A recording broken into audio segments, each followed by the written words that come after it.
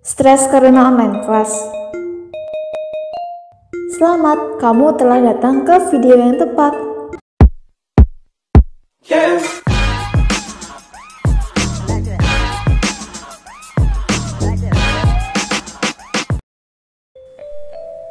Assalamualaikum, ayo back again with Gram. Kembali lagi dengan aku setelah sekian lama tidak upload. But anyway, seperti yang bisa kalian tebak, video ini berisi aktivitas apa saja yang aku lakukan ketika stres menghadang. Aktivitas yang biasa kita lakukan untuk merefresh otak dan pikiran kita, dan aktivitas untuk bersantai tapi masih termasuk dalam kategori produktif yang mungkin bisa kalian tiru, dan tentunya kegiatan ini tuh bisa dilakukan di rumah aja. But before that things, pastikan kalian tonton video ini sampai habis, klik like dan subscribe-nya, komen di bawah apa yang ingin kalian aspirasikan, dan enjoy the video. Tapi sebelum videonya dimulai, kalian bisa kepoin Instagram aku @softxu_. Kalian cari highlight lettering, di situ aku kumpulin hidden ideas, tips lettering, dan jangan lupa di follow. Hal pertama yang bisa kalian lakukan untuk meringankan beban panas di otak adalah dengan minum secangkir air mineral. Kalian pernah nggak sih keasikan belajar, bekerja, atau terlalu lama online kelas sampai akhirnya ngerasa lelah banget? Bisa jadi itu dikarenakan kadar oksigen di otak kita menurun. Nah, dengan minum air mineral kita bisa kembalikan kadar oksigen tersebut. Kalian juga bisa minum minuman favorit kalian, tapi tentu saja pilihan terbaik tetap air mineral.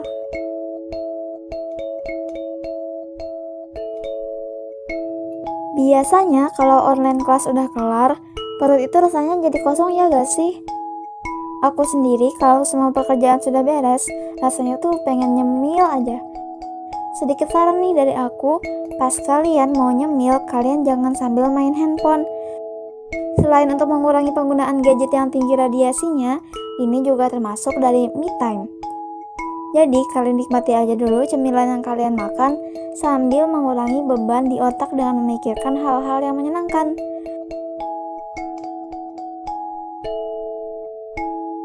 By the way, aku suka banget nyemil cilok.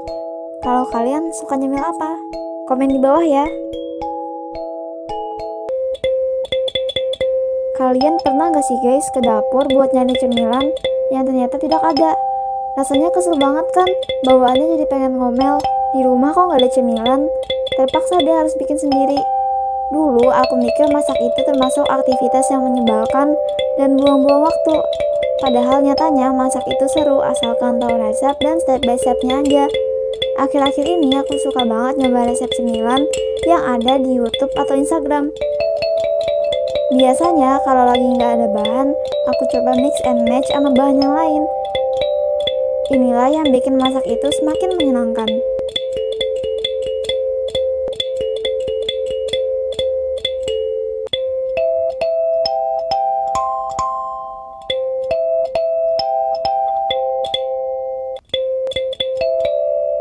Siapa di sini yang suka baca buku? Kalau kalian suka, berarti kita samaan. Aku suka banget baca buku karena menurutku membaca itu termasuk kegiatan yang self-healing. Biasanya aku membaca buku ringan seperti novel atau buku non-fiksi bergenre pengembangan karakter. Yang pasti bukan buku pelajaran atau buku yang memuat teori berat seperti filsafat, apalagi yang berbahasa Inggris. Bisa-bisa makin puyeng otak ini, bukan menjadi bersantai.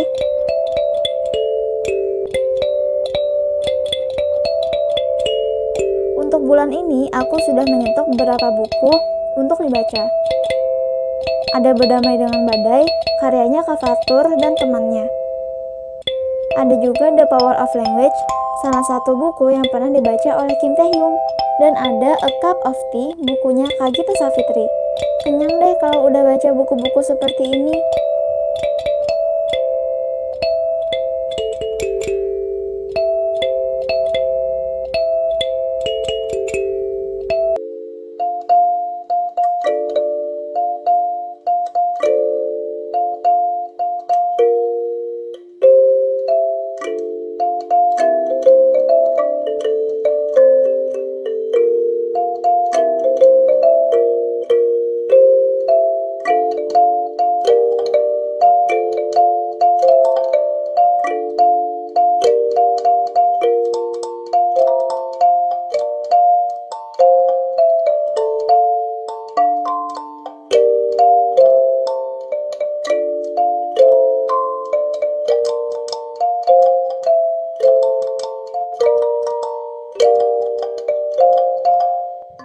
It's skincare time.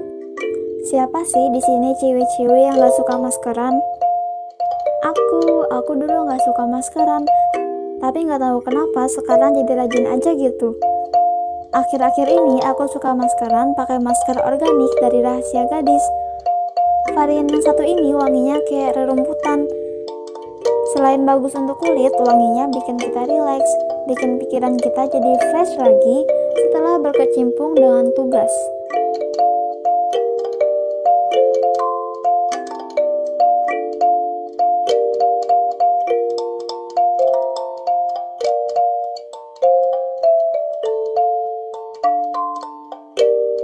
Aku juga suka pakai masker dari Olave dan memvariasikannya di wajah.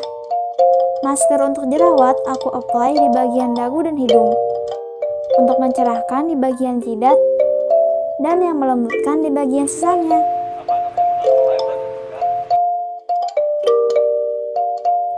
Aku juga suka pakai mask and scrub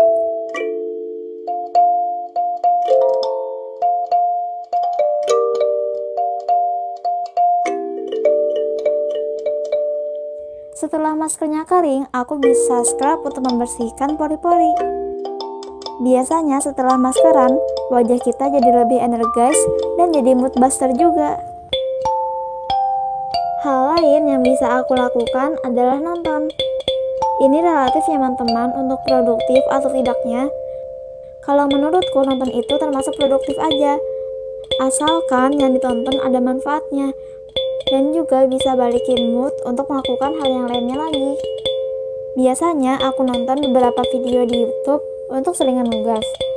Aku suka nonton channelnya Kanesi dan channel-channel dari tim Mantapu ataupun channel-channel lain yang menghibur tapi tetap bermanfaat. Oh iya, aku juga suka nontonin video-video teman-teman seperti YouTubean. Dan untuk film-film yang durasinya 1 jam sampai 2 jam, aku nontonnya sambil ngerjain tugas yang lain. So multitasking gitu sih, dan akhirnya nggak fokus di keduanya. By the way, aku termasuk orang yang jarang nonton, tapi sekalinya nonton bisa maraton sampai semalaman.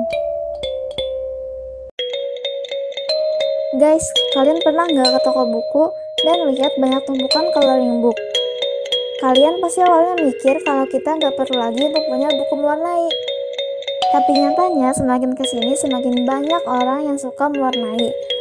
Karena mewarnai termasuk kegiatan yang bisa menenangkan pikiran kita. Akhir-akhir ini aku suka mewarnai pola-pola yang ada di lembaran postcard ini. Ini aku beli di etitikoma.co, salah satu all shop kesukaan aku. Biasanya aku nyoba coloring menggunakan brush pen aku, atau sometimes aku juga pakai watercolor punya kakakku. Setelah diwarnain, postcard ini bisa disimpan di kotaknya kembali atau digantung di lampu tumbler atau di wall grid sebagai hiasan, atau juga bisa dijadikan bahan journaling.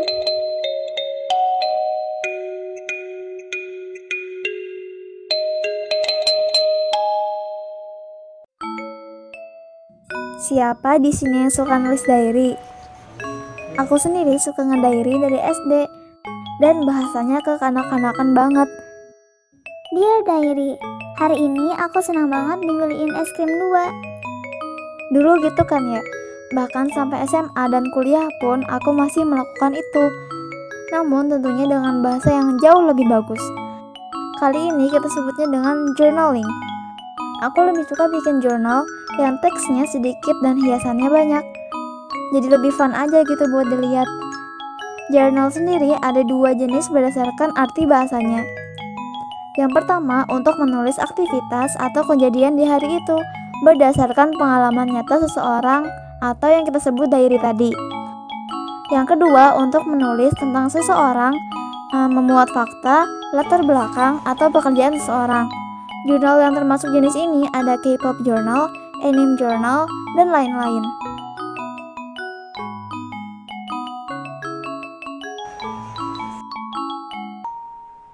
Hai guys, aku mau ngenalin ke kalian dinding di kamar aku yang sering bikin orang salfok. Jadi waktu itu aku makeover kamar, dindingnya dicat ulang pakai warna navy. Terus aku ngerasa polos banget kalau kosong doang. Akhirnya aku mulai nulis dan gambar macam-macam di dinding ini. Targetnya 1 dinding full sih, jadi ini masih OTW menuhin gambar. Untuk muralnya, aku cuma pakai spidol silver dari snowman. Tapi spidol ini kurang awet. Mural yang udah digambar lama bisa luntur gitu. Kalau kalian tahu merek spidol yang bagus buat mural di dinding dan anti pudar, kalian bisa komen di bawah ya. Untuk motifnya sendiri aku cuma nulis biasa, divariasikan dengan hand lettering, motif bohemian dan floral. Kalian juga bisa variasikan tema untuk mural di dinding kamar kalian.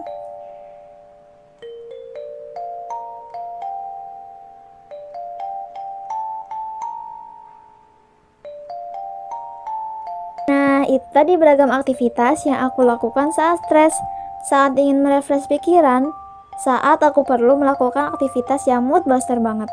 Kalian bisa coba juga ya di rumah. Semoga video ini bermanfaat bagi kalian, menginspirasi dan bisa jadi referensi. Terima kasih telah nonton sampai habis.